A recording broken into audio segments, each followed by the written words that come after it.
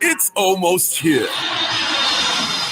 Your gateway to the north is loading in preparation for those wanting to explore the region. That's right, Kasama Airport has been upgraded and will soon be opening its doors to travelers. Explore Kasama through your gateway to possibilities. Zambia Airports Corporation Limited. Keep flying.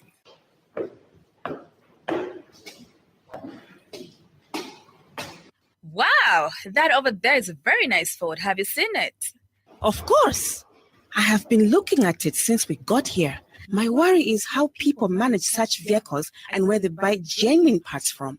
I'm sure there's nowhere else apart from Shuma Auto Parts. They are the only supplier of genuine Ford and Mazda parts, which comes straight from the manufacturer. They have everything in stock for both latest and ordinary Mazda and Ford. They also stock service parts such as diesel filters, air con filters, diesel pumps, steering pumps, turbochargers, engine overhaul gaskets, suspension parts, and body parts. If they don't have parts you're looking for, they can order within 5 to 10 working days. To top it up, Shuma Auto Parts also supply Maxxis tires and CST tires. Really? But where are they found? They are found on Chandram Sonda Road, Cruiser Auto Workshop in Lusaka. Call on 0979 192057 and 0960747235. Email shumaautoparts@gmail.com. Shuma Auto Parts for all your genuine vehicle parts.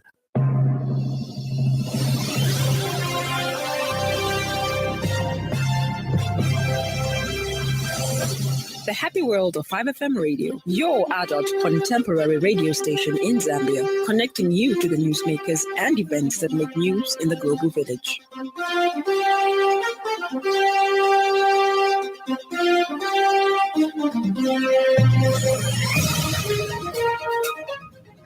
Good evening. With the news at 18:30, my name is Judith Mwape. The headlines.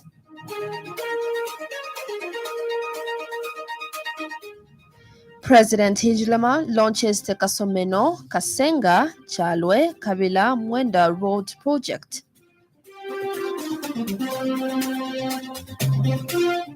Two persons burned to death in Shibuyunji district by a mob. Mali diverts troops northwards to fight rebels.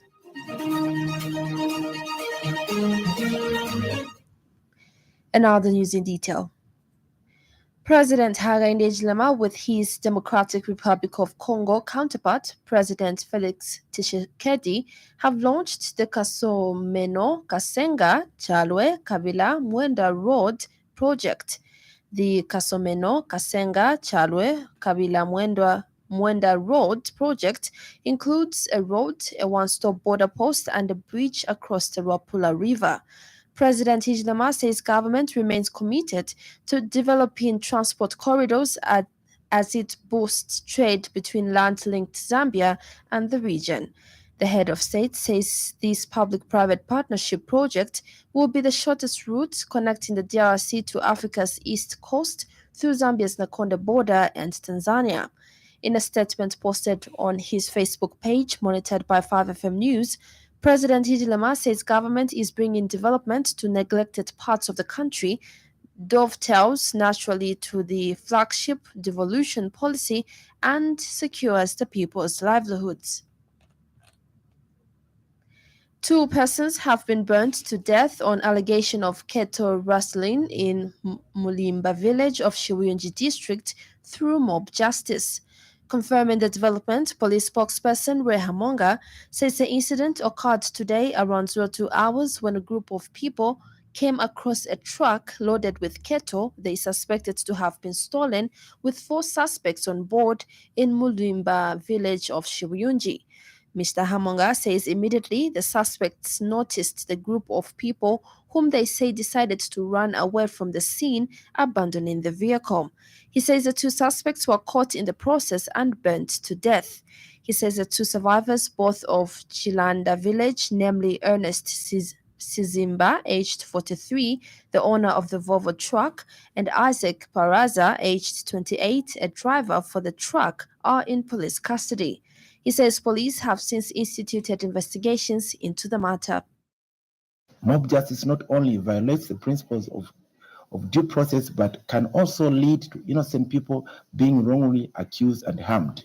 We urge residents of Mulimba village and the general public to refrain from engaging in mob justice and instead report suspected criminal activities to the nearest police station or other relevant law enforcement agencies. We are here to save and protect, and we will investigate all reported incidents thoroughly, ensuring that justice is served in accordance with the law. The dangers of mob justice are numerous, including the risk of violence, injury, and even loss of life as it has been in this incident. In Kanyama, police have arrested and charged Mutumbula Kashimu, aged 22, for the offense of rape. The accused is alleged to have raped Grace Kapepe, aged 27, of Kanyama compound around 21 hours. Police spokesperson Ray Hamonga says brief facts of the matter are that the victim was on her way home from work around 21 hours when she met the accused with his friends who were chasing 3 other girls, but the perpetrator stopped when he saw her and caught her. Mr. Hamonga said the victim tried to ignore him, but he grabbed her and removed a knife from his shirt and threatened to kill her if she shouted for help. He said the suspect then led the victim to an abandoned house where he raped her. And Mr. Hamonga has warned those considering committing such a heinous act that their actions will not go unnoticed and will be held accountable for their crimes. We encourage everyone who has been a victim of rape to come forward and report the incident. You will be treated with respect, sensitivity, confidentiality, and we will provide you with the support you need. To those considering committing such a heinous crime, understand that your actions will not go unnoticed and you will be held accountable for your crimes. We have dedicated investigators trained to handle sexual assault cases, and we will do everything in our power to identify and apprehend perpetrators. Minister of Green Economy and Environment, Permanent Secretary Dauti Chibamba, has held the Zambezi Live Light Festival in Livingston for its ambitions, which align with government's aspirations to see a more resilient Zambia. Dr. Chibamba says government desires to see the country on an inclusive green growth trajectory to unlock the merits of potential sustainable social and economic opportunities in pursuit of a green economy. He says to fully achieve this, government understands the importance of bringing all voices and actors on board in line with the Paris Agreement and building effective partnerships for the Sustainable Development Goal.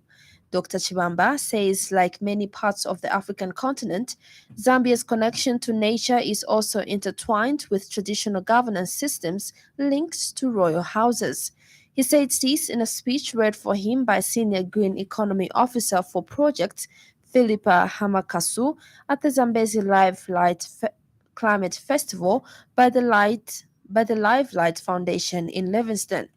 He says the event is a huge contribution as it demonstrates some of the practical ways in which the traditional leadership can support actions at local level to mitigate the impact of climate change on their respective communities and environments. Dr. Chibamba says the Climate Festival is a vehicle that can and should be used to bring people from different walks of life together to rally behind a common cause that affects everyone. He has also urged citizens to find innovative ways to support initiatives such as the Climate Festival by participating in the development of local climate action solutions that can save the Zambezi River from the threats it faces. Opposition Patriotic Front Acting Media Director Edwin Lifwekelo has advised the European administration to prioritize a balanced approach between short-term measures and long-term economic reforms. Mr. Lifwekelo says inducing dollars into the economy might provide initial relief, but it is evident that these tactics are insufficient to tackle the underlying issues. He has further charged that the Constituency Development Fund initiative in reality is a mere theoretical concept lacking clarity in its implementation, especially for the disadvantaged majority of Zambians.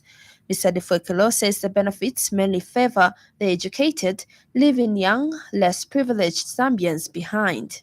The UPND government is basically using cosmetic measures to massage and manipulate the economy. In a short term, while these tactics may offer temporary relief, they fall short in addressing the nation's economic challenges. The UPND should prioritize a balanced approach between short-term measures and long-term economic reforms. Inducing the dollar into the economy might provide the initial respite, but it becomes evident that these tactics are insufficient. Governance expert Wesley Mianda says the commitment by President Hakainde Hichilema to purchase ambulances for health facilities and other utility vehicles for all police stations across the country should be supported. He says the move will reduce on the challenges of transportation of patients and suspects in all constituencies. And commenting on the budget, Mr. Mianda has further expressed gratitude that the local government equalization funds have also been increased for specified projects in some needy areas. He says almost all the sectors of the economy will receive increased financial allocations next year, which will eventually trigger more economic activities and better service deliveries at local levels across the country. Another story is trending this evening.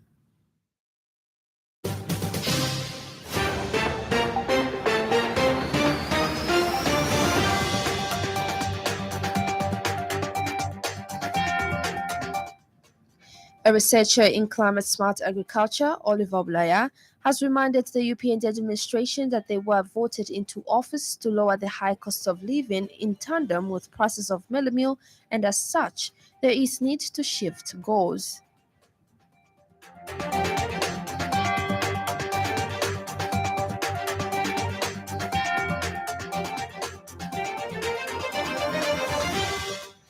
The Zambia Consolidated Copper Mines Investments Holdings plc shareholders have approved combined dividends totaling 720 million kwacha for the financial years ended 31st December 2022 and 31st December 2021.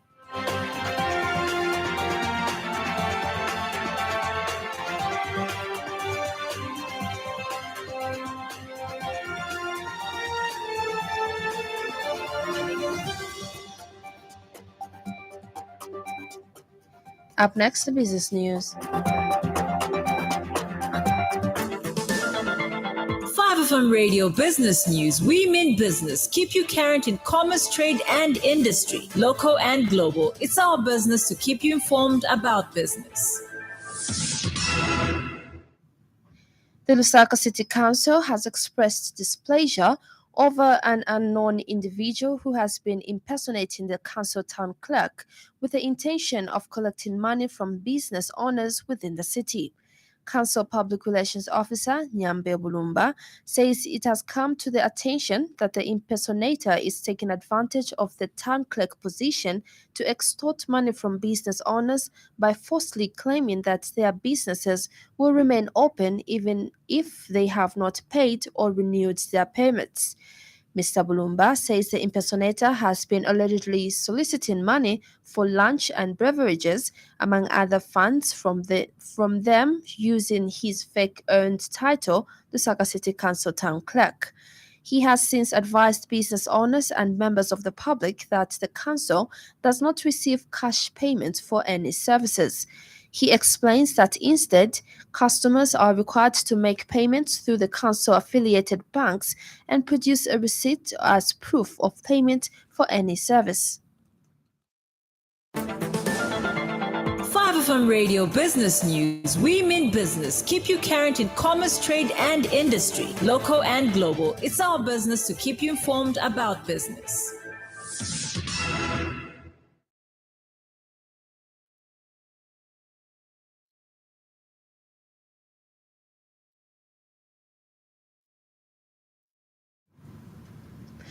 And now in foreign news, the Malian army has begun redeploying troops to the northern town of Kidal amid a resumption of hostilities there.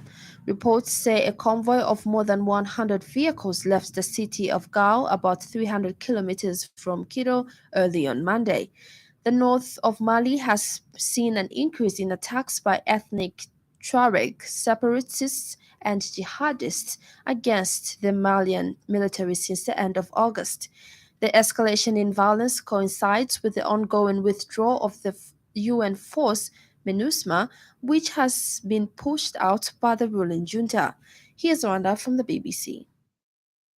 EU foreign ministers are meeting for the first time in the Ukrainian capital, Kiev. The bloc's foreign policy chief, Josep Borrell, told the BBC that EU funding would not waver, describing Russia's war in Ukraine as an existential threat for Europe. The mayor of Kharkiv says Ukraine's second city plans to build the first underground school in the country. Ihor Terekhov said it would enable thousands of children to continue their education safely, even during Russian missile threats. The emergency services in northern Mexico are working through the night to rescue survivors from the debris of a church which has collapsed, killing at least 10 people. The accident happened during a baptism at the Santa Cruz Church in Ciudad Madero. The scandal hit Japanese male talent agency Johnny & Associates says it will change its name and set up a new firm to manage its artists. The company is trying to distance itself from decades of sexual abuse by its late founder Johnny Kitagawa.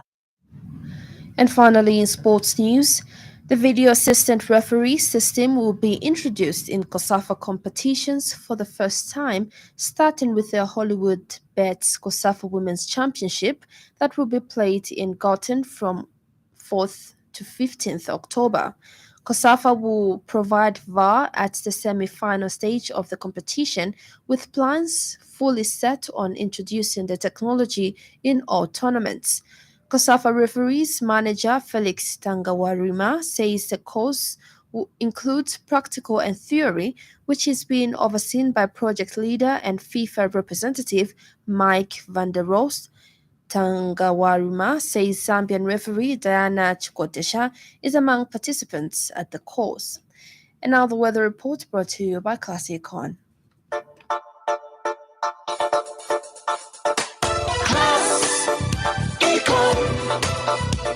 Class Econ Roofing Africa. Class Econ Roofing, plot 17100 off Katanga Road, 150 meters from Mumbwa Road, Chinika Industrial Area, Lusaka. Class Econ Roofing. Class plus economy. Class Econ. Class Econ Roofing Africa. Class Econ. Most parts of the country will mainly be cloudy, windy, and warm to mild. That ends the weather report. Class Econ. Class Econ Roofing Africa. Class Econ Roofing, plot 17100 off Katanga Road, 150 meters from Mumbwa Road, Chinika Industrial Area, Lusaka. Class Econ Roofing. Class plus economy. Class Econ. Class Econ Roofing Africa. Class Eco. And that item brings us to the end of the news this evening. But before we go, a recap of the top stories.